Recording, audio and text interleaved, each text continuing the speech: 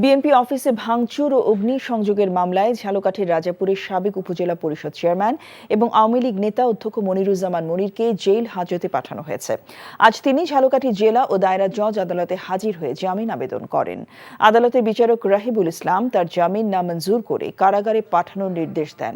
2022 সালের 24 মে রাজাপুর উপজেলা বিএনপি অফিসে হামলা, ভাঙচুর, লুটপাট, অগ্নিসংযোগ ও বোমা বিস্ফোরণের দায়ের হওয়া মামলায় উপজেলা পরিষদ চেয়ারম্যান মনিরুজ্জামানকে আসামি করা হয়। গত 5 আগস্ট আওয়ামী সরকার পতনের পর রাজাপুর উপজেলা বিএনপির সাধারণ সম্পাদক নাসিম আকন বাদী হয়ে 29 আগস্ট রাজাপুর থানায় এই মামলাটি দায়ের করেন।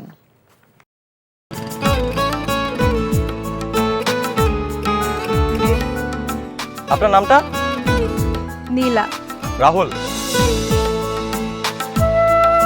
ওকে, এই মেয়েটারে তোর ভাবি সবাই কেমন লাগবে? আপনাকে না বলছে আমাকে ফলো না করতে? ফলো কেন করতেছিলেন? আপনাকে দেখতে ইচ্ছে করে আমার, আপনার সাথে কথা বলতে ইচ্ছে করে। আমি কি করবো ঠিক বুঝতে পারছি না। ওরে বাবা, ওই মেয়ে, অথচ তারে তুমি চিনো না? হ্যাঁ, কি মায়ায় তাকাও তুমি, একটু দেখো চোখের খেয়াল, তোমায় দেখার তৃষ্ণা ভীষণ।